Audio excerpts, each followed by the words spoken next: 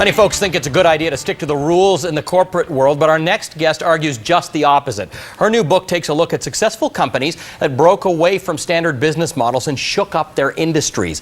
LaBarre is co-author of Mavericks At Work, Why the Most Original Minds in Business Win. Polly, good to see you. Thank you for coming in. Thank you. Great to see you, Alex. This book has kind of taken the world by storm. It's the opposite of what people who want to achieve success think, that let me see how the smart ones did it. This is sort of your thesis here is that the smart ones did it a different way. Yeah, and I think people respond to that maverick spirit. I think very few of us wake up in the morning and say, gee, I think I'll stand for business as usual this morning.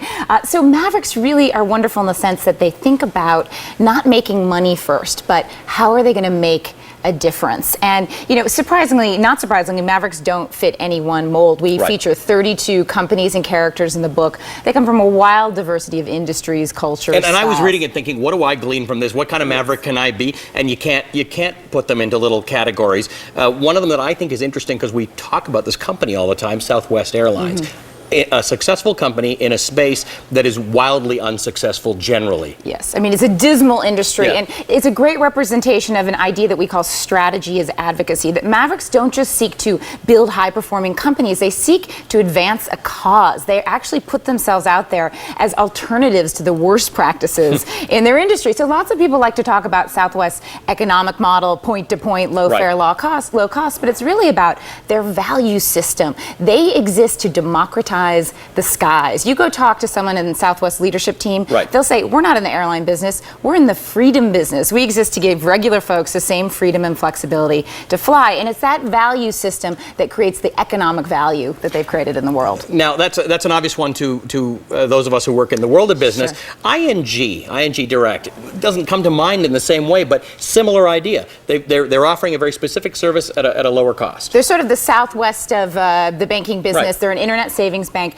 but their idea, their cause behind the company is to lead Americans back to savings, which is a really interesting idea. They have no branches, no checking accounts, no ATMs. It's all about low cost, high interest rates, encourage people to save. And they are really like fire and brimstone preachers when it comes to the American way of debt. And they have positioned themselves again against the worst practices of the industry to help people save.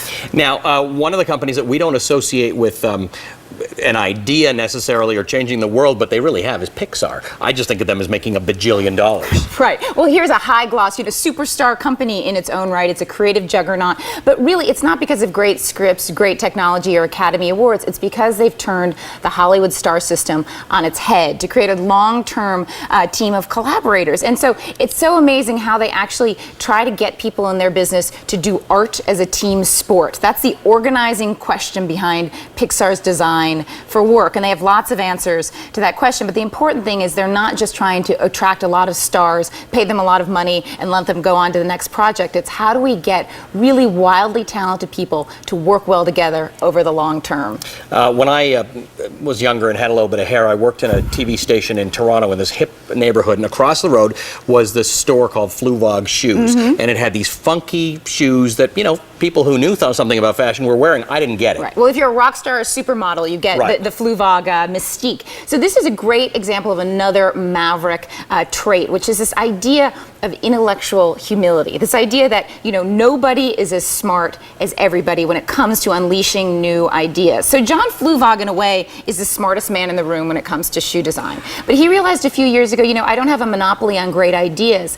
And he actually invited his customers, his passionate, loyal customers with great taste, in to submit their sketches and their ideas for the shoes they'd like to see in the world. He calls it open source footwear. He's gotten hundreds of sketches, really great sketches, and he's produced 10 actual shoes. Now here's the trick. He doesn't pay the customers for the designs. He actually just names the shoe after them. All right, which is, that's cool. Nice I'd rather have a shoe named after me. Yeah. All right, so what is it? If you can't find the link between these 32 people that you looked at, is it vision? Is it leadership? Is it ideas? What is it? What's the thing? It's this wonderful tension between articulating a really distinct and disruptive sense of purpose. That's your pivot foot in the world. That you are actually setting the agenda for your industry. You're presenting an alternative, a fresh take that clicks with customers and energizes employees and shapes your business plan. And then on the other hand, you're incredibly open and flexible when it comes to discovering new ideas and unleashing new ideas. So I think that's the tension at the heart of all Maverick companies. I love it. Being disruptive is okay.